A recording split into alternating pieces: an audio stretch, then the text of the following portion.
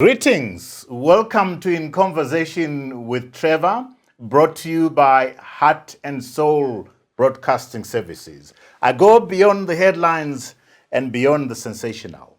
Today I'm in conversation with Ambassador Dr. Arikana Chihombori-Quao, founder, president, and chief executive of the African Diaspora Development Institute.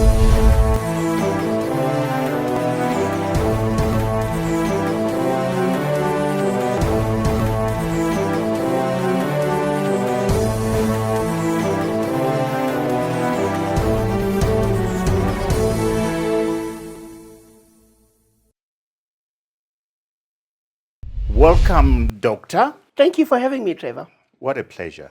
When I heard that you were in town, I made sure I ran around and made sure that my diary fitted you in there.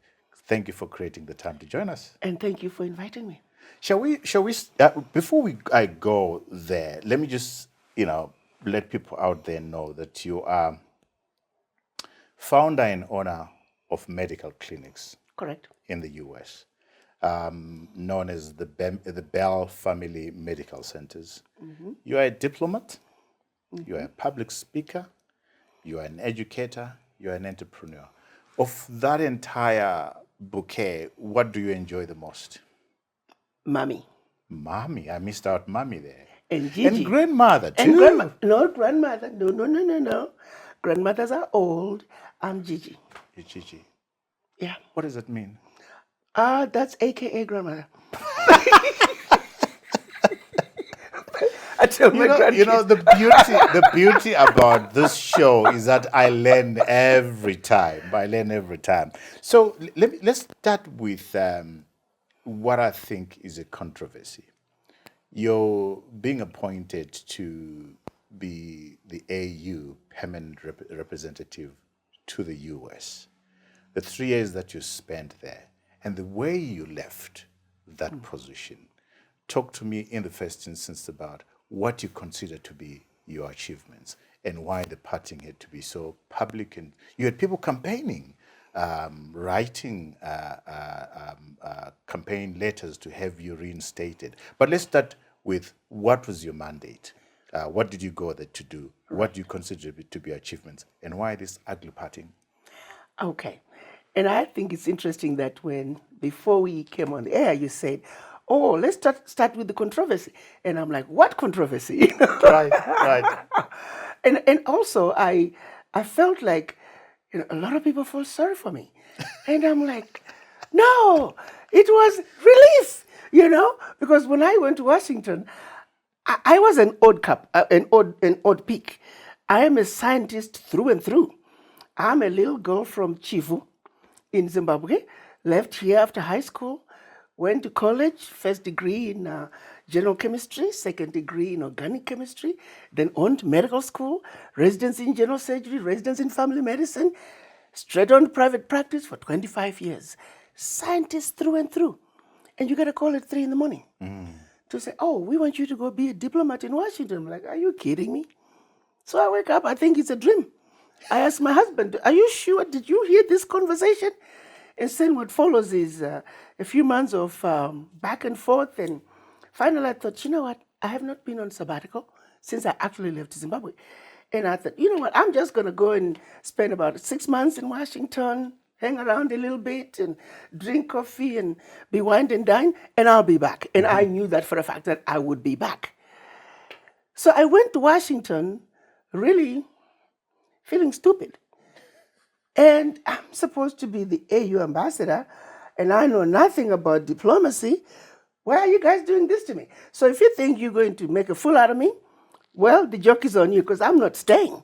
6 months, I'm out of here, But 5 months into it, I was staying in a hotel, because I didn't want to waste my time getting a place to stay.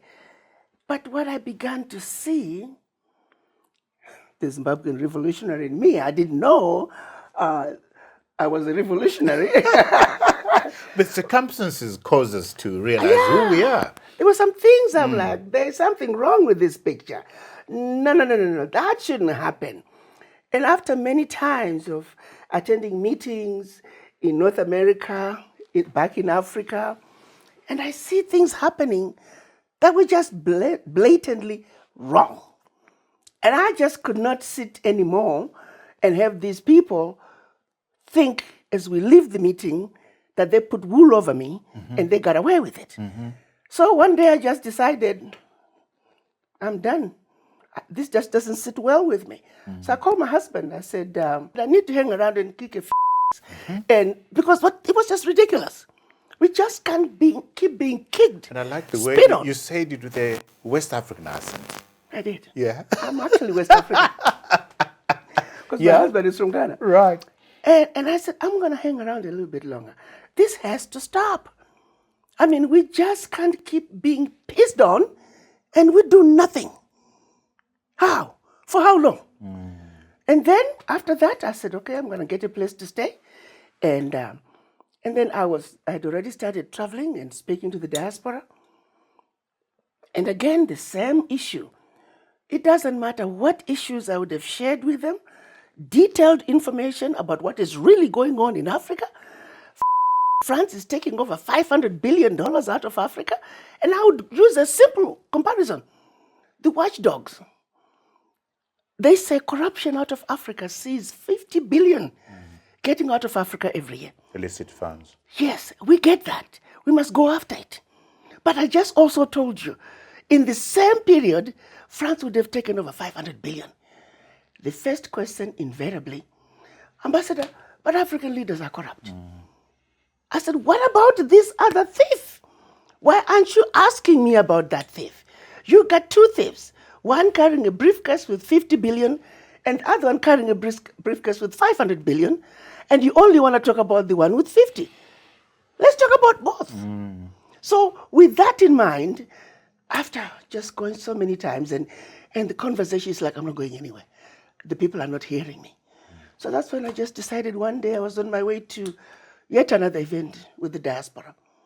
I called my team. I said, give me the camera. I'm going to talk. And my plan was, I'm going to do this video, then I'm going to go to the event, then I'm going to give them the video. So they have something to go back and listen to after what I would have said. Because I felt like I'm speaking, but they're not hearing me. So that very first video, I just did it. I was sick and tired of the French. And even politicians in Washington that I was talking to, they did not know about it. How could the world not know about such a blatant abuse from one of the 5 members of the UN Security Council? It was mind-boggling. And so I just decided that's what I was going to do. I did not realize that very first video would go viral. That people did not know.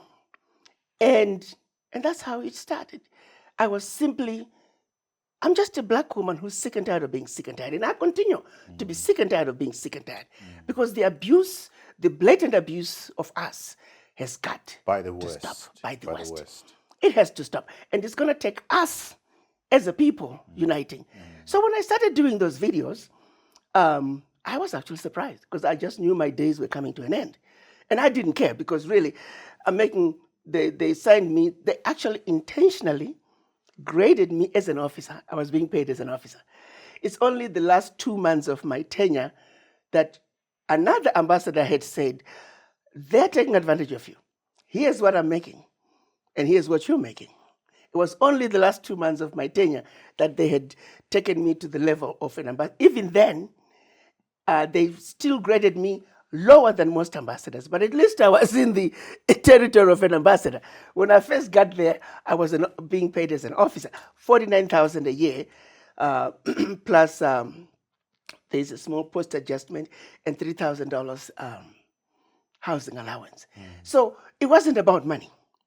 And so why had they sent you there? They said they needed somebody who understood the American. So I guess I did. Maybe they were right. So as it turns out, I guess I was. But anyway, so I knew my days were numbered, and I called my husband again, and I said, "Oh, my days are numbered. I'll be coming home soon." But that didn't happen. The director of communications at the AU, she said her grandfather, 92 years old, loved me, and she said, "I'm going to put all your videos on the website at the AU. So all the videos were there. And then one day a phone call came. And I won't mention names, but I make friends. And so sometimes friends, they will tell me things. Yeah. So a phone call came, and being advised those videos must come down. And so the videos came down. So you had stepped on a number of sensitive toes. Oh, yes. The videos had to come down, and which was fine. I was told that the videos were going to come down. I said, that's fine. But they were like, but the videos are all over the world, you know. It's ridiculous that we don't have them at the African Union. The videos So everywhere. let's just step back. The videos are the French one. Yes, And then which one? Which other one? that's the main one. That's the main one. Accusing the French of Yes, stealing and then they 500 billion. just about everyone had a mention of the French. Because to me, they are the biggest risk to peace and security in Africa today. The French. The French, yes. Why? Can you imagine if 500 billion could stay on the continent? Just 1 year? AU itself has said, if we have 10 years of 100 billion put into Africa a year, we will complete Africa's infrastructure. That's only 2 years of takings from France. So Then on top of that, the peace and security issues, the wars, the coups, the support of all kinds of instabilities around the West continent. Africa. Others are in there too, but I feel very strongly that the French are leading the pack. Have the French responded in any way? No, they Or can't. their response was to get you fired? Exactly. Exactly, yeah. But it even took 5 months. After that phone call, it was 5 months before the chairman did what Any he did. bitterness on your side? The way you Absolutely. parted? No, I have no bitterness. I was ready to go home because also the office was useless. I'm sorry to say the truth. This is just the truth. They told me themselves that we are not interested in results, Ambassador. I'm not kidding you. Wow. The HR director told me, Ambassador, you're wasting your time. We're not interested in results. Secondly, that office had been relegated to being a protocol office. That's it. They were not expecting anything out of it. Wow. As we were chatting via WhatsApp, you said to me, I asked you, what is it that you want to talk about? And you said to me, I want to talk about people of African descent coming home to Africa. Yeah. This is the most important issue for me. The damage of over 400 years must be reversed. Absolutely. Why is this so important to you? Just unpack to us. And when this epiphany sort of emerged as something that's important that needs to be done.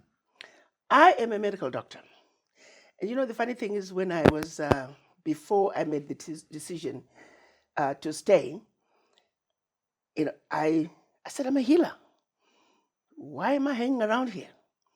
What am I doing? You know, I could be saving lives on a daily basis rather than sitting around and listening to all this nonsense, you know. But I remember one day I was talking to, you know, you think I'd lived in America a long time? This was about 15 years ago. And I've been in America for 45. An African-American girlfriend of mine, she was visiting with me. And she said, you know, you continental Africans, you don't have to deal with the issues that we deal with. You know where you come from. I don't. I don't know why prior to that, I'd never asked myself where I come from. I just took it for granted. But for that one moment, I did ask myself, I wonder what it feels like to not know where you come from. And it was a very painful feeling.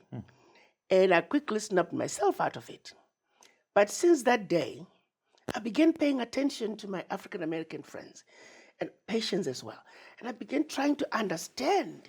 And also, this Black American experience, you know, we take it for granted, we talk about it, but it is a real entity. Black America has experienced life in the US that most of us did not really understand until George Floyd. George Floyd was an everyday experience for Black America. And so George Floyd happened to open that door. But when you know that people are a wounded people, they don't have an anchor. When you don't know where you come from, then everything else that you do is affected by the fact that you don't have an anchor. And it's generation upon generation upon generation. They're living this life without ever being anchored. And it affects everything they do. And so from a healing perspective, I felt that there will be a much bigger healing process that would take place if they just could be anchored. They don't have to all come to Africa. They don't have to even come and leave if they come. But the fact that they can go to Africa. I had an experience in South America that was quite an eye-opener. I would often open my presentations with Ambassador Arikana Chihombori-Quao, the African Union ambassador to the United States. I was sent here to bring you home. It was an opening line. But for some reason, when I got to South America, it was so profound for them. The fact that African Union had actually sent somebody to them to come get them, it was huge. And so as I was talking, I began to see people sharing tissues. And I thought, did I say something? So I had to sort of slowly wind down my speech because I couldn't read what was going on. And when I finally got off, the first gentleman to speak, he said, "You found us. You found us." So that healing is needed. The ability to open up Africa, to say, come home if you wish, come to stay, come to visit. But Africa is saying, welcome home. That alone is healing in a very profound way.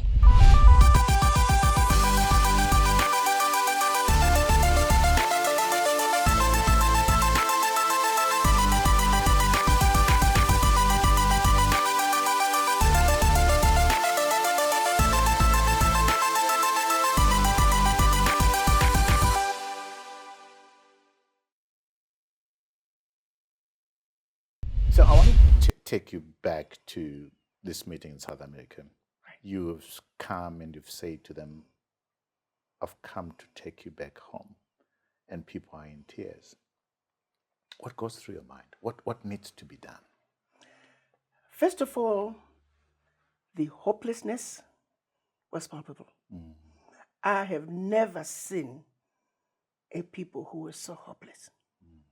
It was so painful. I think there I was left even more determined to embark on this journey to bring them home. Yeah. You know, we don't get it. I must share something that I picked up from my pastor, T.D. Jakes, on Sunday. T.D. Jakes has discovered that his ancestry is Igbo, Nigerian. He looks it too. I could have told him that. Yeah. I didn't need DNA testing for that one. And he says that discovery and what it has done has been amazing in terms of affirming him and knowing who he is and where he comes from. Yes. And yet this is not the case with a lot of Americans. Yes. So help us here. So we're dealing with that, for lack of a better word, lack of foundation and background. That is affecting who we are. Yes. Our African American brothers. On the other hand, we are dealing with this colonial institutional abuse on a whole people. So you're dealing with two issues here. Yes. How do you deal with those issues? How do we get to a place where we find a solution? I'm trying to hesitate. I'm hesitating saying closure because these are big things, These are big Doctor, issues. that you're dealing with. But here's the thing, understanding the genesis of it all. Yeah. At the end of the day, as a people of African descent, no matter where you find us on earth, we are a wounded people and we need healing. The process of wounding us might have been different, but the results are the same. When you look at the effects of colonization on the continent, the effects of slavery in the Americas, the bottom line is we are wounded. The process, the masterminding that went behind the brainwashing of the black person is universal. You take, for example, the fear of the white person by us. Well, the browbeating of the African started long before the children were taken out of Africa as slaves. So by the time the children were taken out of Africa as slaves, they were already brainwashed. They were already programmed to believe that Jesus Christ is white, that the angels are white, and that white people, even though they are not white like this cup over here, never mind that we are pinkish, but we are white like the angels, and you're black like the devil. We took it without question. To this very day, we take it without question.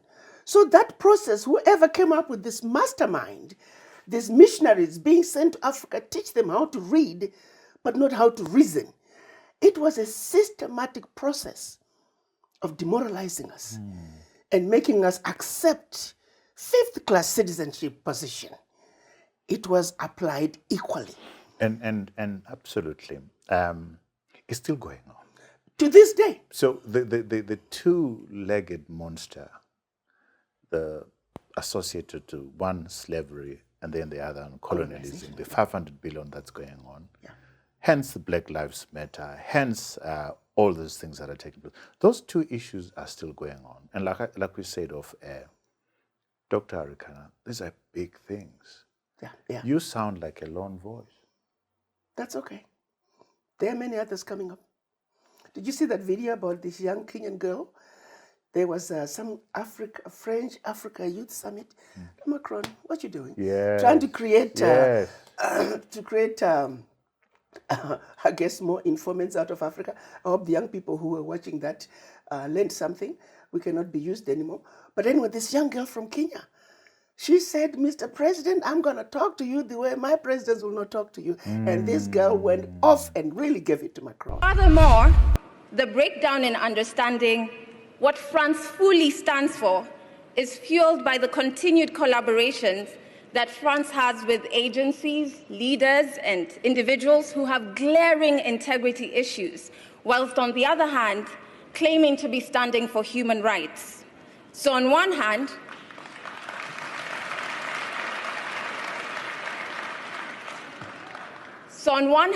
we have France that is entrenched in issues around racism, around exploitative dominance, and whilst on the other hand, they're still claiming to teach others about democracy.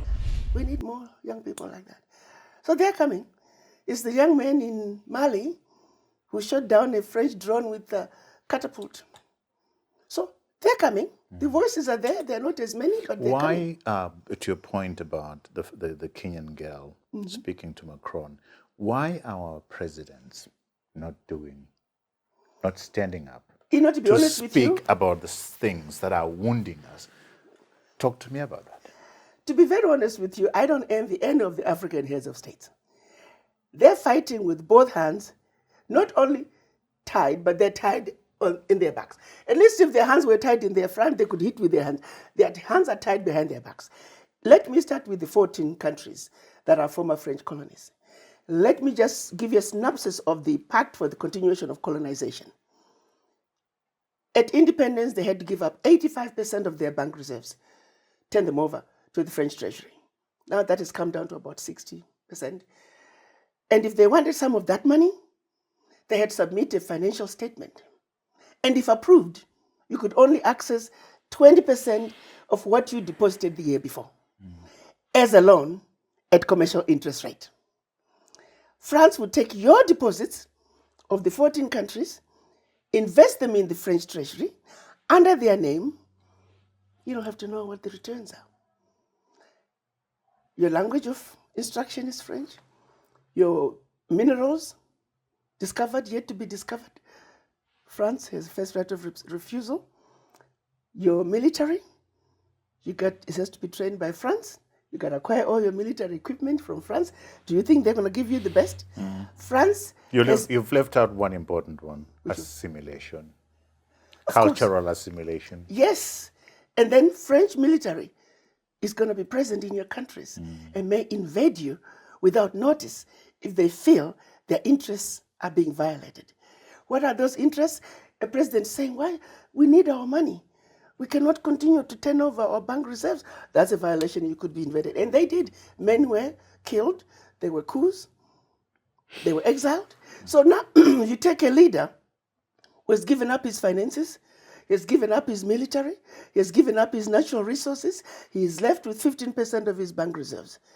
Now you say to him, why can't you feed your people? Let's be real here. Let's be real. But why is that leader allowing that to happen? He's got the people to support him, to revolt against this. He doesn't. Can't. Look at what we have right now in Africa. These people are forever supporting opposition. So even if opposition they are supporting today wins, tomorrow they no longer support them. Whoever is opposition, that's who they support. Serious man is going to support opposition. Serious man is going on to support all these quote-unquote terrorists. We don't have a single gun manufacturing plant in Africa. Where are the guns? Follow the guns. If you follow the guns, you know where the money is coming from. You know who the real enemy is. If you look at a situation, I was listening to President of Barbados. She hit the nail in the head when she was talking about the funds for terrorism and money laundering. She said when they were looking for money laundering from Russia, they didn't come to Africa. They didn't go to the Caribbean. They knew exactly where to go. Are you with me? I'm with so you. Let's stop playing games here. They know what they're doing. Yeah, they know what they're doing, and I hear you, but I want to see whether there is any accountability on us. Absolutely. We are accountable. Here's how I summarize it very simply. You are the bully, and you're taking 80% of my lunch every day. And then because you're the bully and you got the money, now all you want me to do is highlight how I'm failing to make it with the 20%. But you don't want me to talk about the 80% that you're taking from me. So now we are foolish enough to be allowed our own people to be used to highlight the failures within the 20%. Yes, we could do something with that 20%. But golly, if that pie was bigger, if this would stop taking my 80%, pardon my language, but it is the truth. You know, I'm saying let's come together, deal with this. And I'm sorry, but I'm going to say it because it needs to be said. But they need to stop taking our lunch. And I hear you, and I'm coming back to you and saying yes. Let's stand together and ask for them to account for the 80%. Let's stand together. How? My brother, I'm trying. You have 6 people in your family. 3 are getting brown envelopes to say what they want them to say. There are so many brown envelopes running around Africa. So the question then becomes, how do we train the African not to be used as an instrument of your own self-destruction? That's where we need to go back to. I'm going to throw the question back Just at you. mind. How do we do it? Speak the truth. Let's teach our children our history. Our people do not know our history. We need to arouse the spirit of Pan-Africanism in each and every one of us. And let our children know when you are being used. So, for example, you get these young people, they are being invited to go to Europe by all these different NGOs. No, they are recruiting you. Take the money, but don't be abused. What about our African heads of state? Again, like I said. Who allow me to finish. They fly to China, all of them, to meet one man. Now that... Okay. Hold me. Let me finish. Yes. Then they fly to Europe for the EU summit. Right. Then all of them fly in 50 planes to America to go and meet with Joe Biden. Where is... Fine, you've said the people brainwashed. Yes, but what about our presidents? Shouldn't it start there? Well, you're quite right. Have they been given brown envelopes? I don't know. I can't speak to that. But what I can say is there are areas we could do better. For example, you look at the United Nations. The largest voting bloc at the UN is the African bloc. We don't have a seat at the table. If they could all just come together and say, we are not coming, this institution is not for us, see how quickly things will change. But again, if it's not a brown envelope, it's all other things that can, if you do this, we will stop this. If you don't vote with us on this, these are the consequences. So there are always other things that are being threatened with, that if you don't do it, this is what's going to happen to your country. I can tell you with what I know right now, the majority of the African heads of states, they truly want what's best for their people. We have a few that could do better, but the majority really want what's best for their people.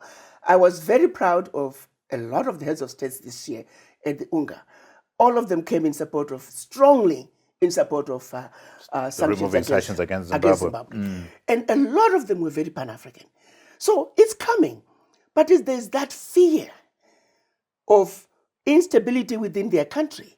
So as much as a leader might want to behave a certain way, but there are consequences that they have to look at and say, is it really worth it? What's going to happen to my people? So you end up, I'm going to share with you, it was one particular country. I won't mention the country. I got a phone call. There was a tender. Can we play guess the country? You can if you want. But there was a tender. I can tell you it was a French-speaking country. There was a tender that was coming out. And it was a company out of another African country, English-speaking, that was going to that did the best bid. And 50% what the French company was bidding for. So when it was obvious that the bid was going to go to this other African company, they were forced to give the bid to the French company. How I got involved, because now there was some smart person in that country who was saying, if somebody could leak this information to the media, then we can have, because they were going to save the country 50%. But we're talking billions of the contract. And so I just heard about it, but before I knew it, they managed to get it on BBC. So it was on BBC. It had to go on BBC before they could come back and say, hey, now the people know. We really can't do this, And that's how this other company got the bid. You see the games they have to play. But within the country, no one could come out and speak about it because there would be serious consequences. We must be very clear about one thing in Africa. The hidden hand is real, the hidden hand is strong, and the hidden hand is very powerful. That is where we need to begin. Everything else that follows is a consequence of. We must understand the enemy, that big, powerful, strong, hidden hand. Let's deal with it. But for us to deal with it, we must understand it. And our people must understand it. So yes, we must hold our heads of states accountable. But again, back to the two men with briefcases, 50 billion and 500. 500 billion. Yeah, we need an army for the smaller army for the 50 billion, a 10 times bigger army for 500 billion. It's the game of war. We must strategize. So your institute, the African Diaspora Development Institute, are you making headway? I just want to bring the children of Africa home because we understand the diaspora are Africa's true gold. Think of the brains that are in the diaspora. Think of the monies in the diaspora.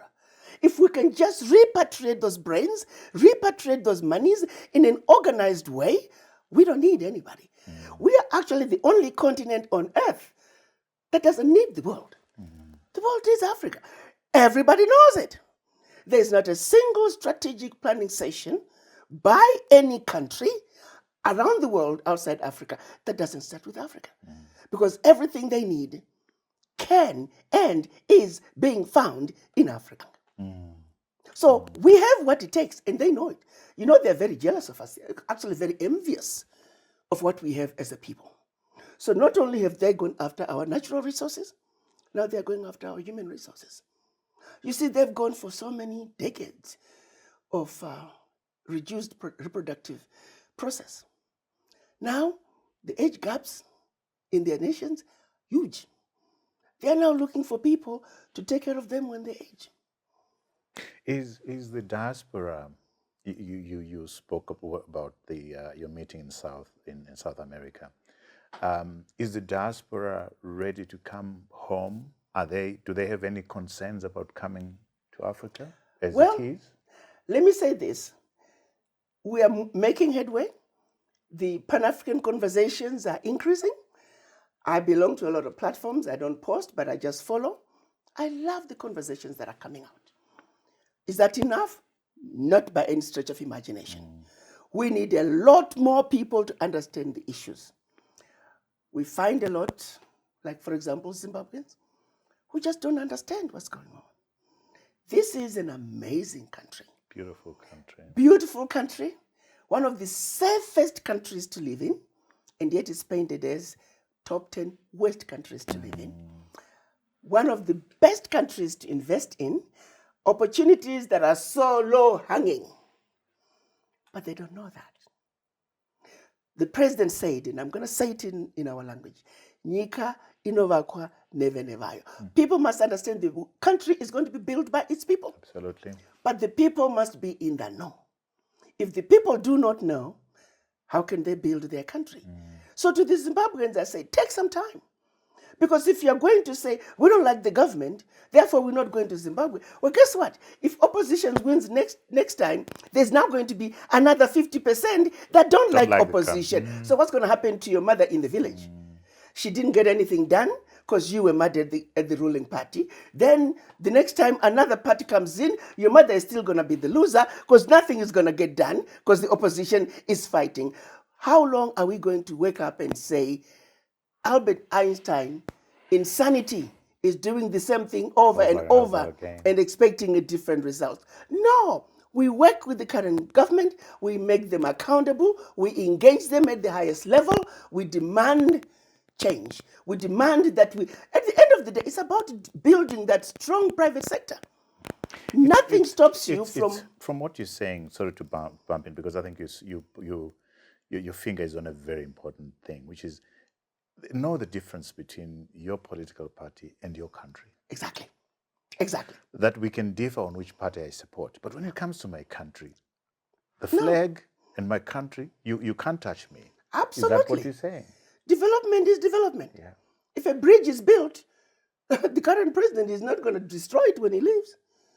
That just means the next president must come in and extend on that bridge. Put irrigation over that bridge. Develop it, advance it. But we need to look at it and say, what have I done to build my country, to contribute towards the building of my country? Politics or no politics. But they think government must give us this. No, government paves the way. But you must be available. They come to me all the time.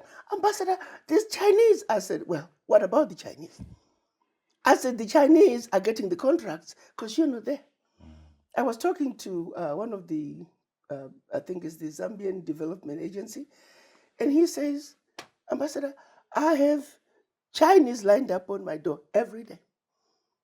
Not any of my people, let alone the diaspora. So why are you complaining about the Chinese? You are not there. Because if you were there, they would not get the contracts. You are not there until you are ready to stand up, until you are ready to put your monies together, believe in each other, rather than continue to complain. Guess what? They love it when you continue to complain. So they can move in and take what belongs to you. The joke is on you. Let's move on to something very important and related, which is xenophobia on the continent. And Ghanaians kicking out, was it Nigerians kicking out Ghanaians? But I think they've learned Somalia. The difference South with Africa. Ghanaians. South Africa is the concept. But Ghanaians have learned, though. Even Nigerians have learned from the mistakes they made. To think of all countries, though, South Africa is a sad story. with everything the world did to liberate South Africa, it goes back again to the children don't know our history. They don't know the struggles. So we as elders, we have a responsibility to keep hammering that message home. Because the Pan-African message then becomes, it's a much more higher level when you're having to deal with people who, I call it, I think the appropriate word is Afrophobia. It's almost the fear of Africans or the hatred of Africans. But it goes back to colonization. We're programmed to dislike each other. Did you see the little video that's been going around? A little black boy, around 5 years of age, is given two dolls, the black and the white doll. Says, which one is ugly? Points at the black doll. Which one is beautiful? Points at the white doll. Which one is mean? Points at the black doll. Which one is nice? Points at the white doll. Which one looks more like you? He goes, very sad. So that child is going to grow up to be the president of a country. And yet, that's his mindset. Yeah. That's how he sees the world. He doesn't even like himself. He says, I'm mean, I'm ugly. The subliminal messages are deep. The subliminal messages are deep.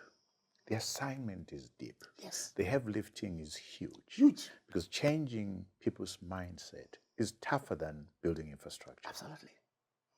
Absolutely. And that is the biggest issue Africa has to deal with. The absolute most dangerous human being for Africa today is a colonized African mind. Imagine getting free access to the Newsday, the Standard, the Zimbabwe Independent, and the Weekly Digest for a full month.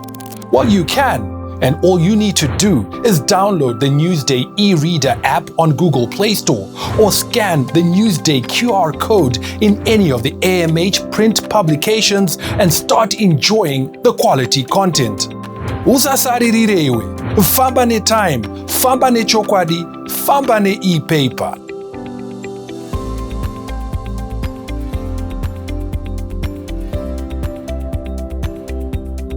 Powerful words. And I think the emotions are strong. When you're talking, I sense it. The emotions are raw. Yeah. This is no pretend business. No. How much of this is because you've spent 45 years in America? It has nothing to do with spending 45 years in America. I think it has more to do with the life I lived in Zimbabwe during apartheid Zimbabwe. I had a very traumatic experience personally, and my father had a traumatic experience. He was still alive when our land was taken from us. If you remember, the British, if you were a veteran of the First or Second World War, you were guaranteed 2,000 hectares of land in Zimbabwe, plus any loot from the local people. I want to repeat that. If you were a veteran, a British veteran of the First or Second World War, you were guaranteed 2,000 hectares of land in Zimbabwe, plus any loot from the local people. So it is a white man would land in Zimbabwe. They had divided our country into regions, 1, 2, 3, 4. 1 and 2 were the best rains, best soil for farming. 3 was kind of mixed, good for ranching. 4, nobody should live there. Tsetse flies, mosquitoes. So they were pushing us away from the good parts of the country. And so the white British men would be sent in this direction. You put your peg, you get up in the morning, you ride a horse in one direction until either you or your horse is tired. You put your peg, that's day 1. Get up second, day 1, day 2, day 3, day 4. And when you're done, everything in it is yours. So it was time for them to come to our part of the country. And my father was a young man of around 13 years old, and he still remembers it. He just remembers this hush talk among the elders. And the following morning, he was woken up early morning with, they call them men without knees. When white men were wearing pants, they look like they have no knees. So he talks of men without knees riding on horses, and they were torching the village. They were torching the village. And he remembers, you know how we keep firewood in a shape like this? Yeah. He went and hid between the firewood, and he saw it all come out. And apparently, his aunt was pregnant and due to deliver any day. So the elders had asked for permission if she could be allowed to stay.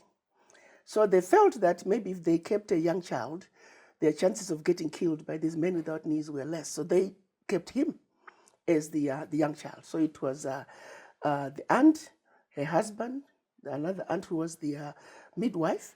It was himself and another sister to the one who was pregnant. They were all huddled in this hut. Unfortunately for them, it took about 3 weeks for her to deliver. And every morning, the men without knees on his horse would come to find out if she had delivered. The rest of them, they left with whatever they could carry. Their chickens, their goats, their cows, their donkeys, they were all taken by the men without knees because they were told, everything is yours. So they left with whatever they could carry. And he remembers how scared he was every morning that man without knees was going to come in and kill them. So 3 weeks of torture and scared about this man without knees. And no sooner had they joined, and that's how we just got split up. No sooner had they regrouped, another one came and reclaimed. In this direction, go past this mountain. In this direction, go past this river. Your land is now mine. I grew up hearing that story. So I think that's where it comes from. Right. And then living in the United States, and of course, initially when I went to America, I really didn't understand. I didn't even know there were that many black people in America. And I'm going to share with you a story that a lot of people are going to find quite funny.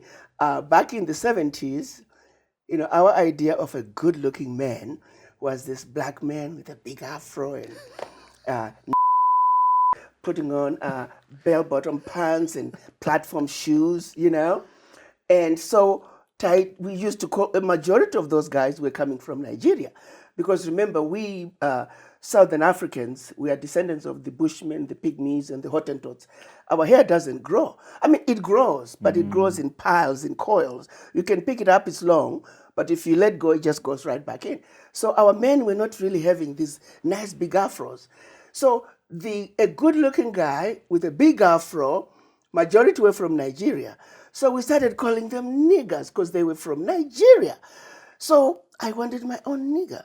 And then we heard that there were some niggers in America. So the likes of Andrew Young was being an ambassador, and they were Caribbean. We got the Jimmy Cliffs and the Bob Marleys. So there were a few there, but the majority were from. So a nigger was a good-looking black man, Yeah. So now, check this out. I find out I'm going to America. I said, yes, I'm going to get my own nigger. And then I ended up going to Fisk University. I was admitted to various universities, and I had to submit which university I wanted. And I knew nothing about any of those universities, but Fisk University was in Nashville, Tennessee, and it said Music City, USA. I said, I'm going to Music City. The issue that it was a historically black college, it didn't make sense to me. What do you mean black? The uniforms are black, the walls are painted black, so I disregarded that part. So people thought I wanted my own nigger, and I was going to the Music City. So I get to Fisk, and I'm dropped off. The taxi driver was not very nice. He just dumped me in the middle of the campus. And I look around, there are all these black people. I'm like, I'm lost. I must be in the island somewhere. Where are the white people? I'm coming to a white country, But anyway, be it as it may, I hang around. My lesson on being a nigger came from my girlfriend, who was an African American. We went downtown Nashville shopping. It was end of the day, and it was very busy. So in the pavement, I don't know if I bumped into this white man or he bumped into me, but whatever it was, he yelled at me and said, "You nigger," or something like that. I didn't really say anything, but when we got to the dome, I said to my girlfriend, something is bothering me. Of all the African countries, why did that white man think I was from Nigeria? That's when I got my lesson 101 on being a nigger. And she took me to school. She really gave me this story. And I already was having issues because on campus at that time in the 70s. I'm black, I'm beautiful. That I'm like, why? I never said it openly, but I'm thinking, why are you saying the obvious? I already know I'm beautiful. You see what I'm saying?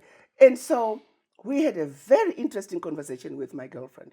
So after she gave me the full story about Black America, then I thought, well, let me ask her about this thing. Why do they wear t-shirts that says I'm black, I'm beautiful? I said, I already know I'm beautiful. And she goes, yeah, tell me about that. And I said, because where I come from, beauty is not based on how you look. I was told growing up in my village, if I was a good child, I respected my elders, I did my chores, I went to school, I brought home good grades, I was a good child. The box for beauty was well defined. The box for ugliness was also well defined. The choice was yours, whether you wanted to be beautiful or whether you wanted to be ugly. And I said, you Americans, you're quick to say, oh, you're so pretty. Oh, you're beautiful. I said, I'm offended by that. And she says, why are you offended? I said, because where I come from, to call me beautiful, you have to know me. How do you know I'm not a mean person? I eat human beings at night. You know, I'm an ugly person because of what I do. You see what I'm saying? So you don't know me. You're not qualified to define my beauty until you know me. So I find it very fake when Americans just say, oh, you're beautiful. Oh, you're this. I find it very fake because you don't know me and you're not qualified. That's appearance, that's superficial, isn't it? It's superficial. So beauty clearly, that I know is based on deeds. clearly these are deep lessons that you learned from your parents. This is your upbringing. Yes. You grew up in Chivu. Which school did you go to in Chivu? You walk me through your education at Well, Chivu you know, University. I did my primary school at Unyetu, but I finished at... in Chivu. Yes. Yeah, okay. And Unyetu Primary. Okay. But I finished my 7th grade at Kambuzuma High. Oh, wow. Okay. Yes. And then after Kambuzuma High, I went to Gormanzi. And the choice to study medicine, when did medicine grab you as an option? Medicine, I did not think, remember growing up in apartheid Zimbabwe, I didn't think I was smart enough to be a doctor because we were just not allowed. The opportunities were just not there. So when I went to the United States, I thought maybe I'd become a nurse or something. But it was my chemistry instructor who I guess must have seen something in me. She kept pushing me. I didn't know that she was on the admissions committee at the medical school across the street. She kept pushing me. Have you applied? Have you applied? And I kept thinking, one, I have no money. Two, it's very difficult to get into medical school. What I had been told was that 5 positions or 5% of the positions in any medical school are reserved for foreigners from all over the world. And I was not going to put myself on a losing path by trying to get into an area and try year after year and not make it. So if it were not for that teacher, believe me, I don't think I would have gone to medical school. Wow. But she shamed me because every time she would say, have you applied? One day I lied because she had asked me so many times. And I said, oh, yes, I did. What I'd actually done was I'd put in an application to go to pharmacy, do graduate studies in pharmacology, and at the same medical school, because I knew medical school was a problem. But so what I did was I felt so bad that I'd lied to her. I said, let me just call the admissions office. And I just knew they would say no. Then I can then tell the deadline to apply for medical school was over. So I wanted to just say, I missed the deadline. You know, that would have been my exit. But when I called, I said, I have an application for pharmacy. Can I change it to medicine? Expecting her to say no. She said, sure, we can change it. I'm like, oh, snap. Okay, fine. So now they changed it. She said, have you taken the admissions test? I said, no. Come and get the registration paperwork so you can take the exam. This is January. The exam is April. Entrance is in August. So I said, okay, I'm just going to take it and I'm going to fail it. Then I thought, okay, I'll take a year and go to Zimbabwe and then come back and continue with my pharmacology. I take this stupid exam. I completely forgot about it. I'm now planning on going to Zimbabwe because I knew I'm going to fail it. I still remember it was the first week of August. I get a phone call from the medical school. If my husband had not been standing right there, no, he walked into the room. They called me, they said, we're getting ready to send you your admission package because the school is starting in 2 weeks. We wanted to know if you're going to accept. I said, oh, no. I can't accept. I can't afford it. So my husband heard me say that. And so I actually hung up. He said, who was that? I said, that was Mehari Medical College. He said, and you said, what? Call them back. Call them back right now. I said, but honey, we have no money. He said, don't worry about it. Just call them back. So I sheepishly called them back. I said, I will accept. So I accepted, not a penny in my pocket. But that's how I got to medical school. Wow. I had no money. I'm sure in the history of Mehari Medical College, I'm probably the only doctor who graduated without paying a penny. Isn't that amazing? President Thatcher, who was later the Surgeon General for the United States, after my husband had coached me on all kinds of lies to tell them the money was coming from Zimbabwe, by this second year, the lady in the admissions office, I walked in, she goes, so Arikana, exactly how is this money coming from Africa? Because I got all kinds of stories about, well, you know how things are in Africa.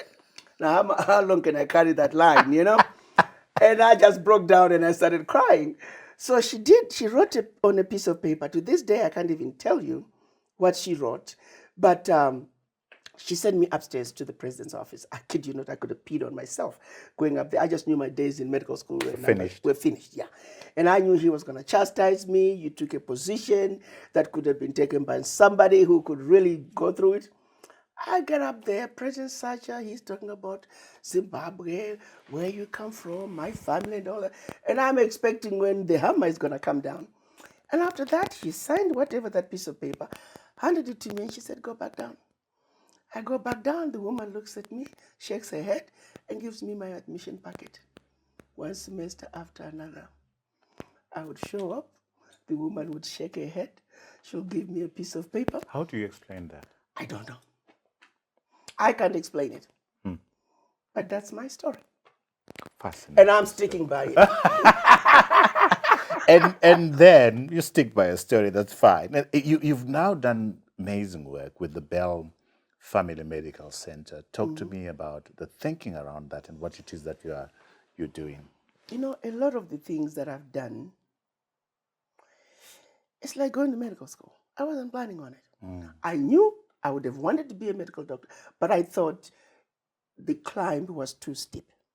I didn't think I could make it into medicine. Not that I wasn't able in terms of the material, but the process, I didn't think I would make it through the process. So the same is true with my husband is a medical doctor.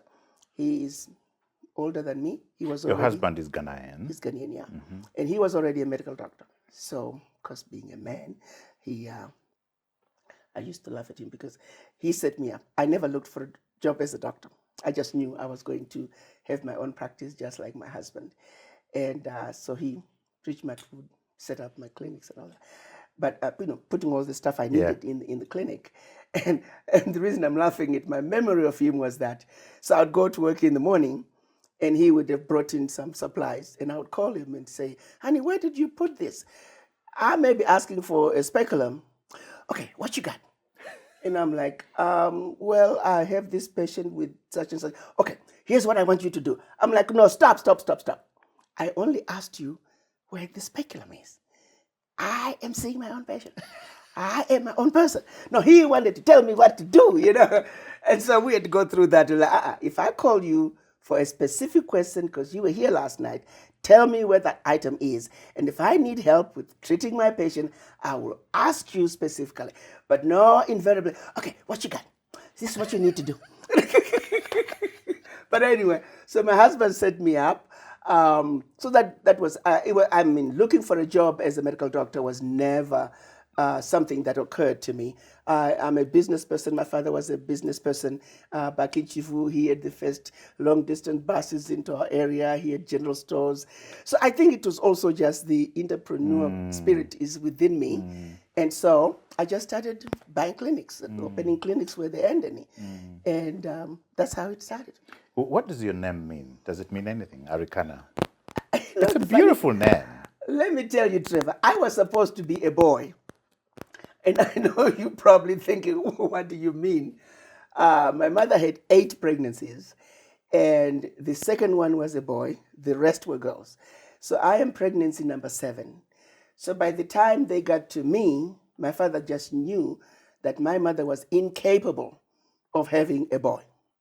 So he went to consult a juju man, and this juju man was known for the wife has to become pregnant first, and then you go there and take the juju medicine ever so often while you're pregnant. Your wife who is incapable of producing a certain sex, but that medicine that you're taking will convert the sex. So I was already known to be a girl, but the juju medicine was going to turn me into a boy. So my father just knew that I was a boy. And he had done his research, and my name was supposed to be Arikana, the husband of Hannah in the Bible. Yeah. So it is I was born, and the story goes my father was running Saza Hospital. That's where I was born. He's running up the steps at Saza Hospital because they knew him as a local businessman. Oh, his name was, which was a business name, Fazamoyo. Mr. Fazamoyo, congratulations, you have a baby girl. Supposedly he shoved the nest aside and he kept going. Gets to my room. Sure enough, it's a girl. My father disappears for 3 days. When he came back, he didn't feel like spending time looking for another name. So he removed the E and he put an A and he called me Arikana. It's a made-up name. To my surprise, this was in 2021. There was this white man I was going to be having a call with. And he says, oh, before our meeting, I did a research on your name. I love it. It's a perfect meaning that describes you. I said, sir, you're wrong. My name means nothing. My father made it up. He said, let me send it to you. Somebody has done a profile on Arikana. Wow. So it's out there. It means something. Somebody made it mean something. And I'm sure it's a Shona name. It's Zimbabwe. Yeah. So if you Google Arikana, there is a meaning now, but I can assure you that name. Do you know what the meaning is? Not yet. I've looked it up, but you forget it. You have been recognized. You've gotten a number of prestigious awards, Arikana. Right. 1996 Achievement Award, 2015 African Women Excellence Award, 2019 Person of the Year by the Guardian newspaper. Which ones of these mean the most to you and why? 1996, Mandela. Talk to me about that. I think as a young woman at that time, to be in the same room with Nelson Mandela and President Mugabe was huge. It was just so memorable to have such icons, even just know that I exist. It was incredible. It was absolutely incredible. Mm. So yes, just being in the presence of such icons and such history. You have a lot of crazy ideas. One of the crazy ideas is you want to build Wakanda Village. Right. How is that going? Well, Wakanda, we're looking for funding and also putting together a city. It's a job and a half. It's not easy. So we have diaspora from around the world. They work together, but we're working on it. It's a work in progress. You've been given land, am I right? In Ghana? No, is it Ghana? Yes, Ghana is one country we wanted to start, but also here we have actually started with a community in Rusike. Okay. The chief there has just been king. I call them kings. I refuse to call them chiefs because the British didn't want to honor our royalty. So he is presiding over a whole kingdom. So he is a king. So I call him my king, even though they call him a chief. And he has really opened up his kingdom to us. And we are starting with 3 communities, 3 villages. And in fact, we had our little launch where we've organized the community. They have a village committee and village subcommittees. And we are going to be just bringing in developments. We are starting with the chicken project, which we are calling Chikonomy. Wow. If you picture a situation where the profit margin from the chickens is between 90 cents to $1. We started with 5,000 chicks. Our second batch, we kept it at 5 because we had the mortality was a little too high for us for the first batch. Thank goodness they have dealt with all the issues. The second batch is doing very well. Mortality is insignificant. And the next batch, we should be coming in 2 weeks, is going to be 10,000. In every 5 weeks, we're doubling the flock. 10,000, then 20, then 40, then 80. So imagine when we get to 100. We're now sitting at 100,000, 90 to 100,000 profit. We are saying the subcommittees, we have education, we have healthcare, we have infrastructure, we have water and sanitation, we have energy. So when we get to 50, 10,000 is going to be put aside. So education, if you got $1,000 or two, what are you going to do with it? They may want to build a school block. Bricks are only $40 per 1,000. They might say, we'll buy bricks to build a school block. What are you going to do with the next 5,000? We're going to put a roof on that building. All the way to 5 to 10 years, we can have a university. Because the plan is to go all the way to 500,000 chickens. Wow, that's huge. Developing, yes. Clinic, we might start with when you get your $1,500. What are you going to do with it? They have to defend their budget. We're going to buy paracetamol. We're going to buy bandages. We're going to buy thermometers. All the way over a period of 5 to 10 years, we're going to have a hospital. Infrastructure. Right now, we're looking at, we want to pave that road from the Mutare Road over to the Chief's Palace. We need to grade that and we need to pave it. And then we just continue. As we have money, infrastructure, what are you going to do with your $1,500? Until every little footpath is graded. Electricity, we want to make sure everybody has solar panels. We want to make sure that everybody has a brick house. We want to make sure that everybody has access to water through wells. At least, so as you get your 1,500, and then that 1,500 will now soon be 2,000. That allocation will go up to 5,000. It just keeps increasing depending on how fast our chicken project. So we are saying, we are challenging diaspora, whatever village you come from, now you have no excuse to not participate. Start a chicken project where you come from. If you're from Kenya, this is Blueprint. What do you call it? Chiconomy. Chiconomy. If you're from, the Blueprint is in Rusike. Yeah. But just tell us what village you come from. Right now, we're going to Namibia. One of the diaspora With from Chiconomy. Chiconomy. We're going to Namibia on the 20th. We're going to meet with the Queen there. They've invited us, and we're going to start the chicken project in Namibia. You've got a big conference slated for April next year in Zoom. Talk to us about that. Okay. I've been on a 7-country tour in Africa looking for a headquarters for ADDI. I was really avoiding Zimbabwe because I didn't want people to think I'm from Zimbabwe and I'm wanting people to come to Zimbabwe. I'm really a Pan-African. I could put a headquarters anywhere. But honestly, after traveling to 7 different countries, this really was the best environment. And I think most of my people are in agreement. One of the people I met with was a former president. And I was asking him, what were you heads of states thinking when you came up with the definition of the 6th region as all people of African descent living outside Africa? I said that definition is wrong, and it is not an equalizer. And I said, if Mr. President, you were to come to the Americas and you shout on top of your voice and say, all people of African descent, let's go home to Africa. Let's assume we could all walk across the Atlantic. But guess what's going to happen when we get to the shores of West Africa? You're going to start asking us, where are you from? This one says, I'm from Ghana. Okay, fine, go. I'm from Nigeria. Go. This one, I'm from Georgia. Oh, sorry. So your definition is incomplete. What are you going to do about that? He said, well, my sister, we did our part. And that's when he took me to school.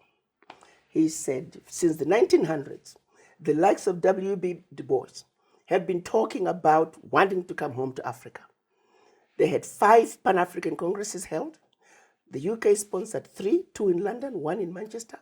France sponsored 1 in France. US sponsored 1 in the United States. By 1974, now conversation started in 1919. The president of Tanzania, Nyerere, he said the conversations about the children of Africa coming home must be held on the African soil. So he sponsored the 6th Pan-African Congress, which was the first one to be held in Africa. Again, we met, but no deliverables. President Museveni of Uganda, 20 years later, in 1994, he said, let's regroup. The children of Africa must come home. So he sponsored the 7th Pan-African Congress.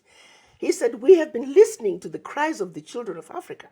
So when we got to where we were restructuring the OAU in 2002, we incorporated the 6th region as part of the African Union Constitution. He says, now the ball is in your court. You confused, disorganized African diaspora. We need a truly representative group of African diaspora to come together, find a host country, talk about your issues, and bring your issues to us. We will listen. But that has not happened. We have not had a truly representative group. It cannot be a small group from South America, a small group from the United States, a small group from Europe. It has to be representation from every corner of the globe where people of African descent reside. And he says, Ambassador, if you can do that, I'll support you. He said, I'll even get my own president to host, because you need a host country. I said, well, thank you. He took me to school. Thank you, Mr. President. Now I'm armed with knowledge.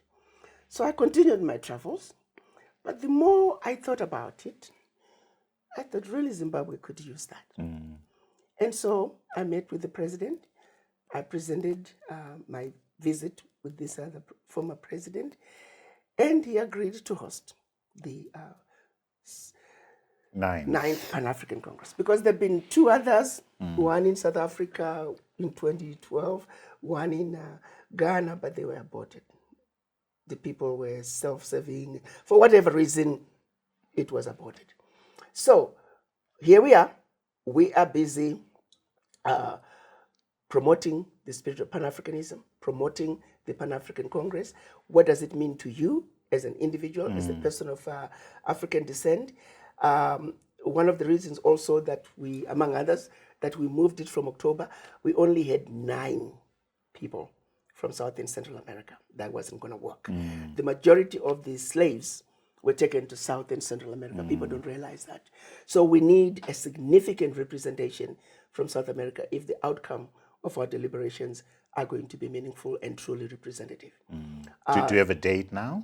Yes, 19 to 16 of April. We're just waiting for final confirmation of the availability of the president. But we're trying to tie it in with, there was also a point raised by the Foreign Ministry. We want to tie it in with independence, which is the 18th. Fantastic. So yeah, we are looking forward to bringing the children of Africa home. Key discussions are going to be pathway to citizenship and establishment of the 6th region headquarters. We want to come home in a big way. We want to be just like ECOWAS. We want to be like SADC. We just want to be a true 6th region. And of course, we have to have our headquarters outside Africa for sure. But we want to be a true 6th region with representation at the African Union. No one is advocating for the African diaspora. That has got to stop. You can't just proclaim 6th region and run off. We want true representation. And that's what we're going to be demanding. And we will have our Victoria Falls. We are going to call it, AKA, Mosiwatunya Declaration, because we don't want to use Victoria Falls. We can't continue to honor somebody who has done nothing for us. So we'll have a Mosiwatunya Declaration. We'll hand it over to our president. We hope that he will share it with his brothers and sisters who are members of the AU, all the African heads of states. And we take it from there. We wish you the best. Thank you. Wow, we could go on and on. I know. I mean, we could go on and on. You are an author. You have. I didn't realize that, but You are an author. You have written an Amazon bestseller, Africa 101. I haven't read it, I must say, but it's on my list to read because I think I'm going to be educated, like you've educated all of us today, about Pan-Africanism. It's called The Wake Up Call for Africa. I'm looking forward to reading that.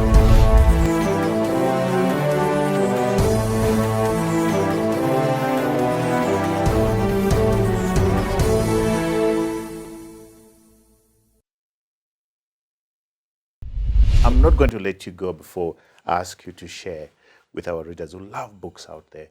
But you're passionate about changing our mindset. What books would you recommend we read as Africans to change our mindset? If not, what other books have you read that have Okay, I think I would influenced suggest, you? I can't really name the titles right now, but there are a whole lot of books. We'll find them. Tell us The which ones. works by Kwame Nkrumah. Kwame Yeah, Nkrumah. if you can, any of the works by Kwame Nkrumah. Mandela's book is quite inspiring, one of his. The One Long of- Walk to Freedom. Yes, and one of Obama's as well is quite. Which one? Which Obama one? There's The Promised Land, the recent one, or Dreams from My Father? Dreams from My Father. Okay. Yes. But start with Nkrumah. Yeah. Because he's one of the top Pan-Africanists. Yeah. And he takes you to the OAU and the Casablanca group. If you start there, because the belief is, had the Casablanca group won in 1963 during the creation of OAU, Africa would be sitting in a very different place. We failed because the Casablanca group did not win. Start with Nkrumah. Dr. Arikana Chihombori-Quao, it's been a pleasure talking to you. Absolutely, same here. We could go on and on, but Yes. we've got to stop. Thank you so much for creating the time. Thank you for having me. Squeezing us into your busy schedule. Thank you. I've thoroughly enjoyed talking to you. Pan-Africanism is an important issue. The change of our mindset as a people is hugely important because that's where our pride comes from. That's where we can walk tall and be proud of who we are. So thank you so much for sharing as passionately And as the you mind have. Yes. is where we begin. Absolutely. You see, when you have a mind that is awoken, Yeah. it doesn't matter where you throw me. Absolutely. I will survive. Absolutely. Allow me, remain sitting where you are. Thank you so much. Let me turn over to our viewers who are all over the world. Thank you so much for following In Conversation with Trevor. Remember, we are a weekly show. We are out on YouTube every Monday at 7 a.m. Central African Time. To ensure that you don't miss out on none of our quality conversations like the one I've had with Dr. Arikana here, please click onto the subscribe button and you'll get an alert every time we have one of these quality conversations. We have created a website for you where all our content sits, quality content sits there, and also we've created podcasts. All our conversations are on podcasts.